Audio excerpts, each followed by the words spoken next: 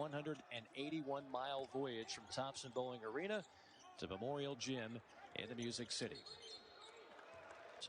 4 minutes for Vanderbilt, Debbie, because I don't know what in the world to expect when you're losing the likes of Pippen and Dessou on the offensive end. Right about the offensive numbers for Tennessee. They've all been trending downward in the last 3 games, but the good sign for Tennessee to start is when he's talking about the cadence of his offense in the quarter court, and then with their full court pressure, that should help them potentially get into some rhythm.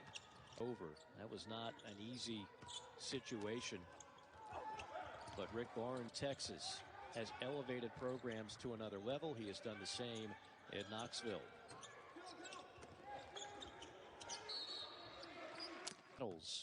With Clemson when the head coach was one Rick Barnes, and both I really thought had turned the corner. I mean, even in the losses, they've been playing everybody in Alabama.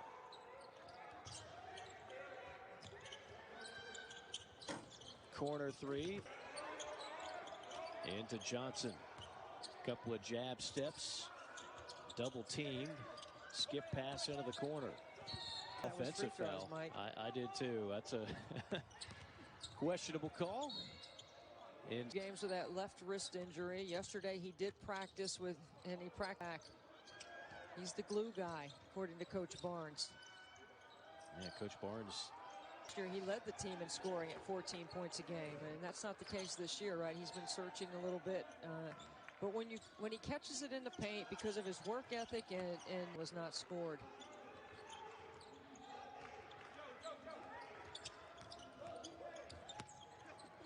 Nice drive and kick, great ball movement, sets up the ball, good movement, good spacing, no on-ball screens, never bring two to the ball.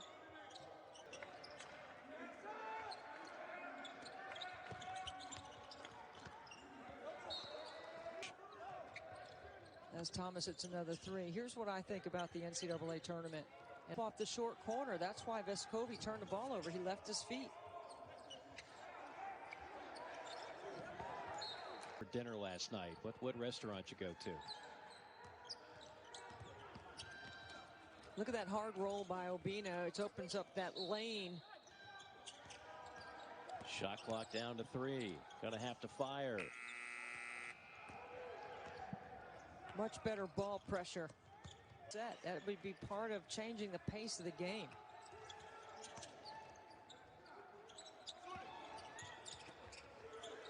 Up and down. Of course, that tournament will take place before the men's tournament. I'm trying to figure out with Tennessee, as much as anything else, is who's their alpha dog? Like when you need a bucket. Yes. Who's the guy that you're turning to? Yeah, that's a point that we talked about. Situation.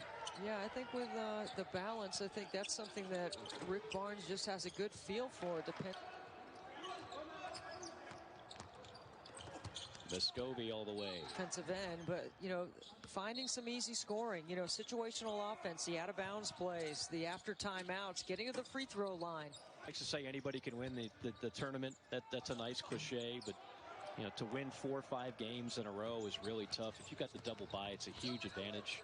The coach is certainly game plan for him, so he's talented, and he's a terrific counter. To play quality minutes for the Volunteers. He leads Tennessee with 11 points now. Jordan Wright's got to shoot that with confidence.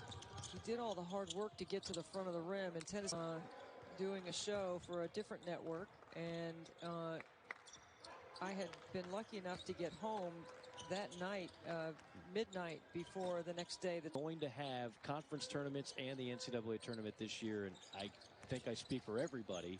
Cannot. Well, Victor Bailey Jr. hits a 3, and Tennessee can run off their defense right here. But a turn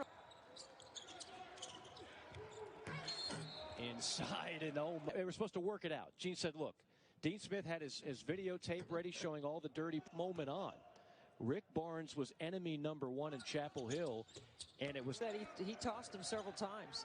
Lenny Wirtz did, and that they eventually honored him at Clemson after he retired. They actually brought him to Clemson to show their respect to Lenny Wirtz. Or else We got that classic footage for you.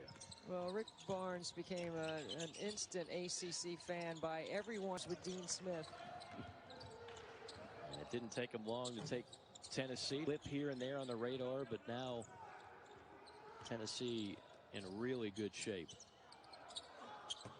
Without 3 starters, including their top 2 scorers in Pippen and Dessou, I didn't think we'd be looking at a 7-point game. That I don't think anyone's going to want to play them in Nashville. Well, and Davon Mintz is really playing. If Ole Miss makes some noise, or if Kentucky can win it all in Nashville. 2 years ago, the last time we had a tournament, that is, the SEC had a record 8 bids. The last time we had the tournament of 6 bids. I think that speaks volumes. And that time Maxwell Evans got tripped up, but they're going to run the same set right here. Tennessee's movement without the ball has been much better in the second half. It hasn't always resulted in a basket, but they've had some good opportunity around the rim. And a point in nearly 3 minutes. So essentially, Jerry Stackhouse is calling the switches right now because he knows Tennessee's switching. So now the last couple of possessions, he's brought tremendous defensive energy. Vandy hunting a 3. And that.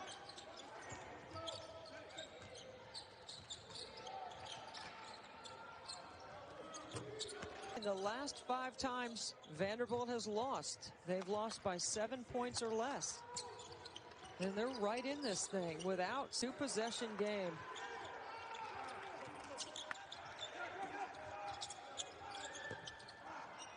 By Pons. It's a big possession. On the verge of the final media. We're eye level with everybody's ankles. But, you know, Jerry Stackhouse and his crew has been doing. No question. It's a young team. There's been no quit in anybody. A 3 here would make it a 1-possession game. I don't know what that was. I thought that was back the rim.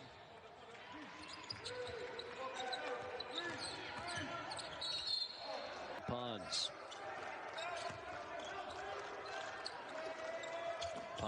Backdoor cut and a 2-hand slam by these two. It's those 2 freshmen.